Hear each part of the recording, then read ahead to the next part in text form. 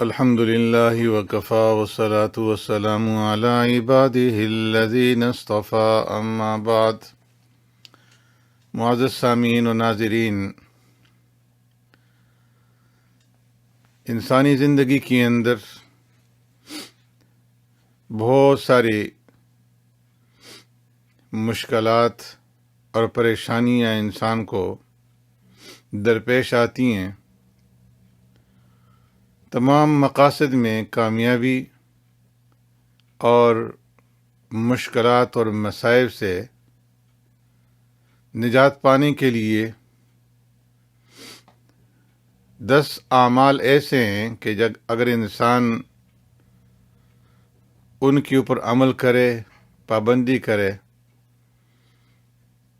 تو تمام مشکلات سے، پریشانیوں سے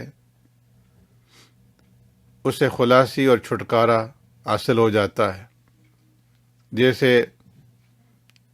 سخت بیماریاں، اکثر لوگ بہت سی مصیبتوں اور پریشانیوں میں مبتلا ہوتے ہیں، سکون حاصل نہیں ہوتا،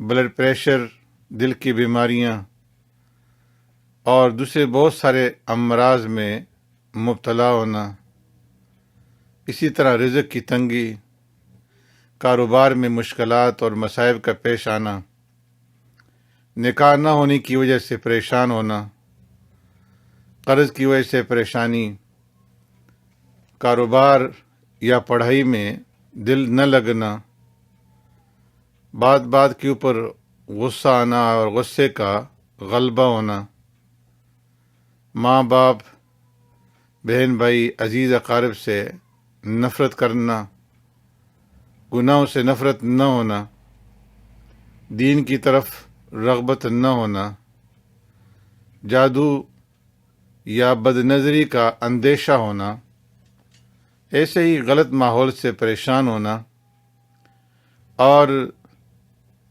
دین میں سکون اور نورانیت کا حاصل نہ ہونا، شیطانی وساوس کا غلبہ ہونا۔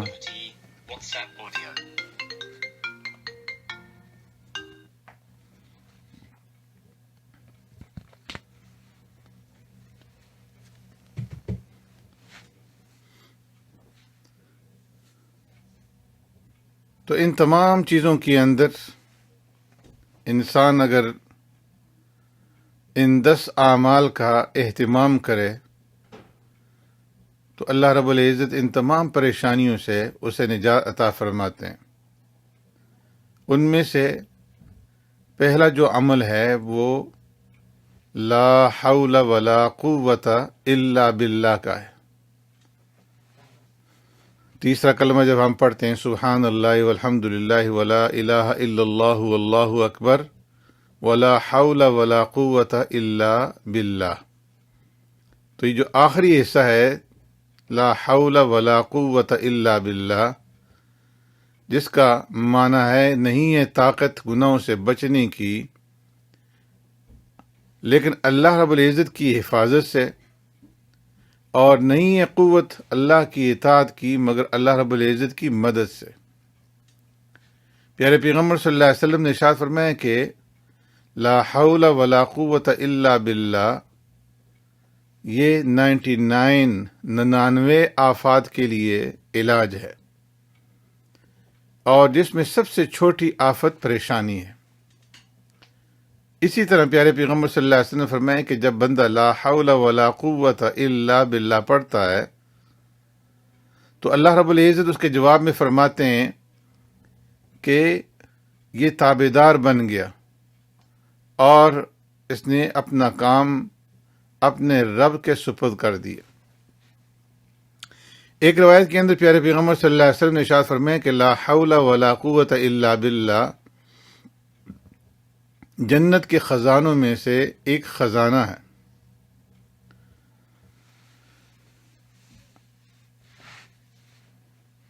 حضرت عوف ابن مالک اشجعی رضی اللہ تعالیٰ عنہ نے پیارے پیغمبر صلی اللہ علیہ وسلم کی خدمت میں عرض کیا کہ میں 2 مصیبتوں میں مبتلا ہوں، ایک میرا لڑکا کفار نے اغوا کر لیا ہے، اور دوسری رزق کی بہت زیادہ تنگی اور پریشانی ہے۔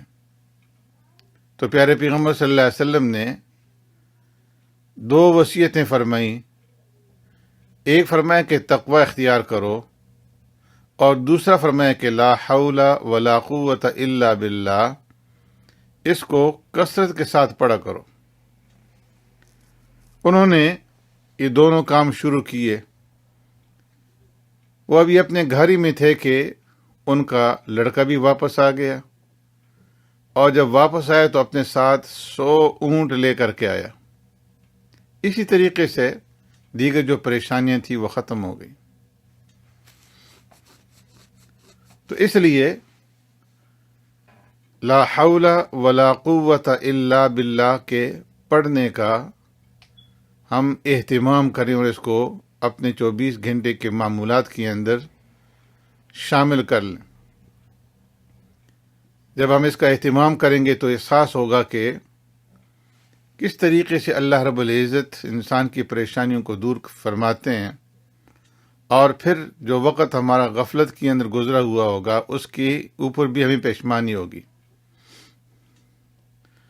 آج ہم دنیا کے کاموں کو اور ان کے منافع کو سمجھتے ہیں، لیکن اللہ رب العزت کی ذکر کے اندر جو فائدہ ہے، جو اس کے اندر جو نفع اللہ نے رکھا ہے، اس کو نہیں سمجھتے۔ دنیا کے کاموں کے لیے تو وقت نکالتے ہیں، لیکن اللہ رب العزت کی ذکر کے لیے ہمارے پاس وقت نہیں ہوتا۔ حالانکہ اللہ تبارک و تعالیٰ نے قرآن کریم کے اندر ارشاد فرمایا ہے کہ یا ایھا الذین آمنوا اذکروا اللہ ذکرا کثیرا، کہ اے ایمان والو تم کثرت کے ساتھ اللہ تبارک و تعالیٰ کا ذکر کیا کرو۔ تو معلوم ہوا کہ ایمان والوں کی شان کثرت کے ساتھ اللہ کا ذکر کرنا ہے، اور ذکر نہ کرنا یا ذکر کے اندر کمی کرنا یہ منافقین کی علامت اور نشانی ہے۔ اللہ نے فرمایا کہ لا یذکرون اللہ الا قلیلا، کہ یہ منافق لوگ بہت کم اللہ کا ذکر کرتے ہیں۔ تو ایک تو اپنے معمولات میں لا حول ولا قوت الا باللہ کا اضافہ کر لیجیے، اور اس کے پڑھنے کا طریقہ یہ ہے کہ روزانہ 500 مرتبہ 5 تسبیحات لا حول ولا قوت الا باللہ کی پڑھ لیں، اور اس کے اول اور آخر میں 100 مرتبہ درود شریف پڑھ لیں، ایک تسبیح شروع میں اور ایک تسبیح آخر میں۔ اگر 100 دفعہ پڑھنے میں دشواری ہو تو پھر 5 مرتبہ یا 7 مرتبہ بھی یا 41 مرتبہ بھی پڑھ سکتے ہیں، لیکن اگر 100 دفعہ پڑھ لیں گے تو یہ زیادہ باعث خیر ہوگا۔ درود شریف جو بھی یاد ہو پڑھ لیں، اور اگر یہ درود شریف پڑھ لیں اللہم صلی علی سیدنا محمد وعلی آل سیدنا محمد وبارک وسلم علیہ، تو یہ بھی زیادہ بہتر ہے۔ تو یہ عمل لا حول ولا قوت الا باللہ کا مسلسل ان تمام پریشانیوں سے جو میں نے پہلے ذکر کی ہیں ان سے نجات حاصل کرنے کے لیے 41 دن تک بلا ناغہ پڑھیں۔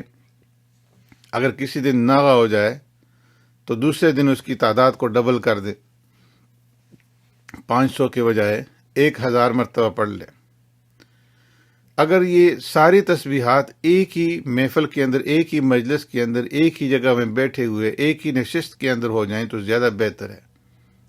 لیکن اگر ایسا نہیں ہو سکتا تو ضروری نہیں ہے، چلتے پھرتے بھی وضو کے اندر بغیر وضو کے آپ کسی طریقے سے بھی ان تسبیحات کو پڑھ سکتے ہیں، دن کے اندر 500 مرتبہ پورا کر لیں۔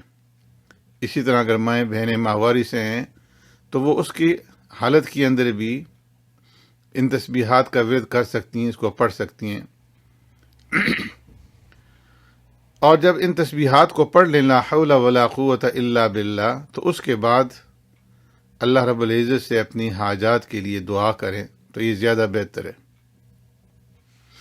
انشاءاللہ 41 دن کے پورا ہونے کے بعد آپ کو سکون ملے گا اور دین و دنیا میں ترقی محسوس ہوگی۔ گھر میں اتفاق اور محبت پیدا ہوگی، غصہ کم ہوگا، کاروباری حالات جو ہے اس کے اندر ترقی محسوس ہوگی، اور اگر ایسا ہو تو پھر اس کے بعد جو ہے اس کو اپنے معمولات کے اندر مسلسل جو ہے وہ شامل کر لیں۔ 41 دن کے بعد بھی ہمیشہ اس تسبیح کو پڑھتے رہیں، لا حول ولا قوت الا باللہ۔ اس کے ساتھ دوسرا عمل جو ہے وہ توبہ کا ہے۔ اللہ رب العزت قرآن کریم فرماتے ہیں وَمَا أَصَابَكُم مِّن مُّصِيبَةٍ فَبِمَا كَسَبَتْ أَيْدِيكُمْ وَيَعْفُو عَن كَثِيرٍ، جو مصیبت تم پر واقع ہوتی ہے تو تمہارے اپنے ہی فعلوں سے اور اپنے ہی اعمال سے وہ مصیبت تمہارے اوپر آتی ہے، اور اللہ رب العزت بہت سے گناہ تو معاف ہی فرما دیتے ہیں۔ مسائب میں مبتلا ہونا گناہوں کی وجہ سے ہے، اور گناہ ختم ہوتے ہیں صحیح توبہ کرنے سے، مسائب اور پریشانیاں دور ہوتی ہیں صحیح توبہ کرنے سے۔ اور توبہ کے لیے 3 شرطیں ہیں۔ پہلی شرط یہ ہے کہ گزشتہ زمانے میں ماضی کے اندر جو گناہ ہوئے ہوں ان کے اوپر ندامت ہو، اور حال کے اندر موجودہ زمانے میں جو گناہ ہیں ان کو چھوڑ دیا جائے، اور آئندہ مستقبل اور فیوچر کے اندر گناہ نہ کرنے کا پختہ عزم اور ارادہ کر لیا جائے، تو یہ صحیح توبہ کہلاتی ہے۔ تو توبہ کے لیے استغفار جو ہے، استغفر اللہ تعالی ربی من کل ذنب واتوب الیہ، یا صرف استغفر اللہ استغفر اللہ استغفر اللہ، اس کے پڑھنے کا معمول بنا لیا جائے صبح و شام، کم از کم ایک تسبیح۔ اس کے ساتھ اللہ رب العزت کی ذات کے اوپر توکل اور بھروسہ۔ اللہ فرماتے ہیں وَمَن يَتَوَكَّلْ عَلَى اللَّهِ فَهُوَ حَسْبُهُ، کہ جو انسان اللہ کی ذات کے اوپر بھروسہ رکھتا ہے تو اللہ اس کے لیے کافی ہو جاتے ہیں۔ توکل کا مطلب ہے کہ اللہ کی ذات کے اوپر اعتماد کرنا، اسباب کو اختیار کرنا، مگر بھروسہ اسباب کے اوپر نہ ہو بلکہ خالق اسباب کے اوپر ہو۔ اسباب کا ضرورت کے وقت اختیار کرنا یہ سنت ہے، اسباب کو ترک کرنا، چھوڑ دینا یہ جہالت ہے۔ اسباب اختیار کرے لیکن توکل اور بھروسہ کس کے اوپر ہو؟ اسباب کے اوپر نہ ہو بلکہ مسبب الاسباب کے اوپر ہو، اللہ رب العزت کی ذات کے اوپر ہو۔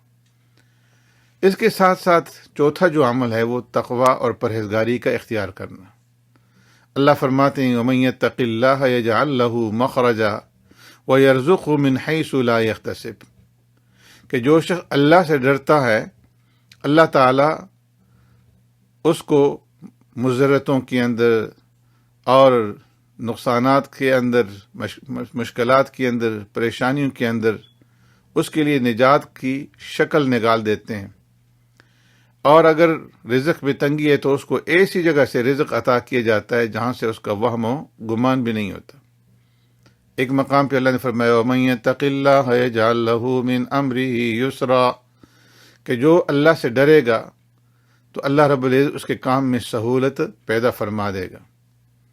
تو تقوی اختیار کرنے سے انسان کی مشکلات جو ہے وہ حل ہو جاتی ہیں، اور اللہ رب العزت رزق کے اندر اضافہ فرما دیتے ہیں، اور وہاں سے اس کو رزق ملتا ہے جہاں سے اس کا وہم و گمان بھی نہیں ہوتا۔ اس کے ساتھ ساتھ جو 5واں عمل ہے وہ شکر کا ہے، شکر کی ادائیگی کا ہے۔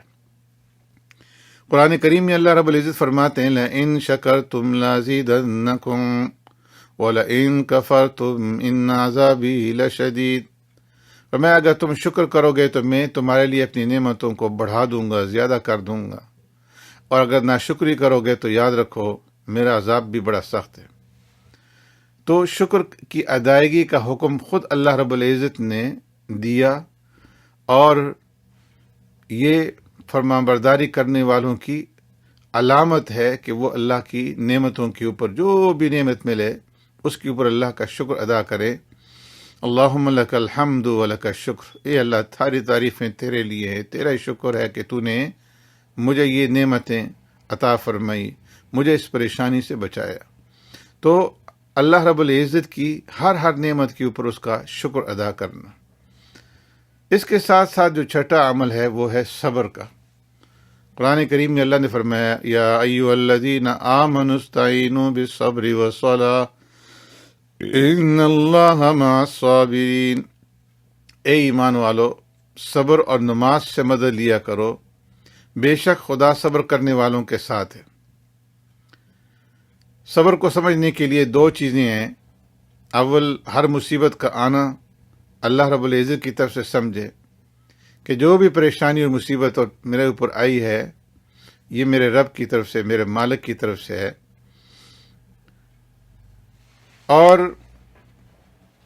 مالک اپنی ملک کے اندر جو بھی تصرف کرے وہ اس کا حق ہے،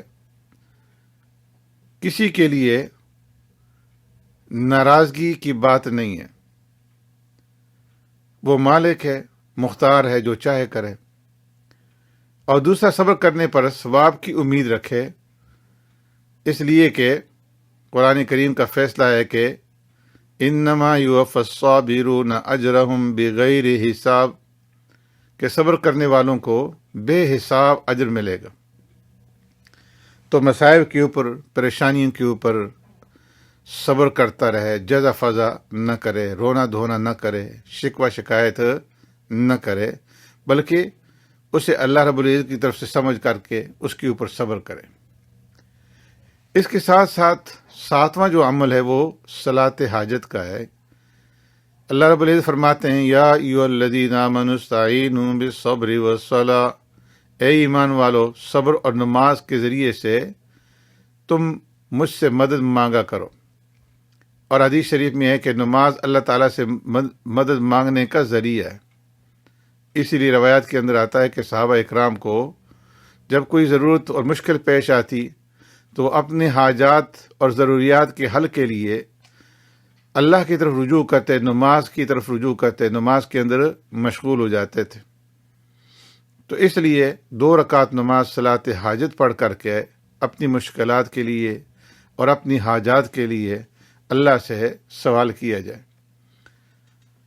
اور 8واں جو عمل ہے وہ ہے دعا کا۔ اللہ نے فرمایا وقال ربکم ادعونی استجب لکم، کہ تمہارے پروردگار کا یہ ارشاد ہے کہ تم ادعونی، مجھ سے دعا مانگا کرو، استجب لکم، میں تمہاری دعاؤں کو قبول کروں گا۔ تو اس لیے دعاؤں کا اہتمام کیا جائے، اور خاص طور پر تہجد کے وقت میں دعا جو مانگی جاتی ہے اللہ رب العزت اسے قبول فرماتے ہیں۔ حدیث میں آتا ہے کہ تہجد کے وقت اللہ تبارک و تعالیٰ پہلے آسمان سے 2 اعلان فرماتے ہیں۔ پہلا یہ کہ کوئی ہے مجھ سے دعا کرنے والا کہ میں اس کی دعا کو قبول کروں، اور ہے کوئی مجھ سے سوال کرنے والا کہ میں اس کے سوال کو پورا کروں۔ تو اللہ رب العزت کی طرف سے ندا لگائی جاتی ہے۔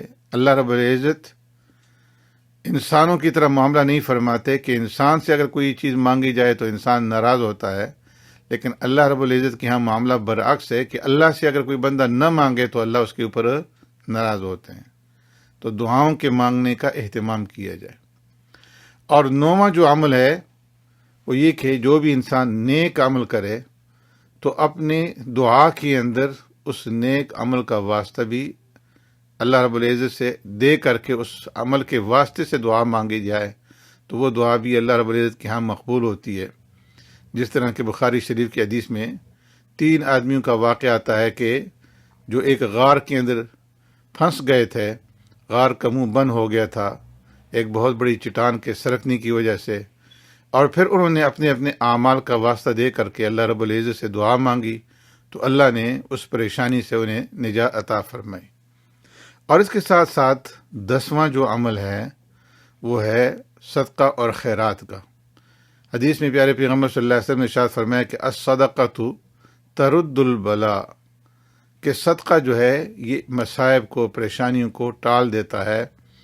اللہ کا جو غضب ہے وہ بہت سخت ہے، لیکن صدقہ جو ہے یہ اللہ کے غضب کو، اس کے غصے کو ٹھنڈا کر دیتا ہے۔ اس لیے حدیث شریف میں پیارے پیغمبر صلی اللہ علیہ وسلم نے ارشاد فرمایا کہ صدقہ اللہ تبارک و تعالیٰ کے غضب کو بجھا دیتا ہے، جیسے پانی آگ کو بجھا دیتا ہے۔ تو یہ 10 اعمال ہیں، اگر ان 10 اعمال کا ہم پابندی کر لیں اپنی زندگی کے اندر تو اللہ رب العزت ہماری تمام پریشانیوں کو اور تمام مصائب کو دور فرما دیں گے، اور ہر مقصد کے اندر اللہ رب العزت یقینی طور پر ہمیں کامیابی اور کامرانی سے نوازیں گے۔ اللہ رب العزت ہمیں ان اعمال کو اپنانے اور اس کے اوپر عمل پیرا ہونے کی توفیق نصیب فرمائے۔ سبحانک اللہم بحمدک نشہد ان لا الہ الا انت نستغفرک ونتوب الیک۔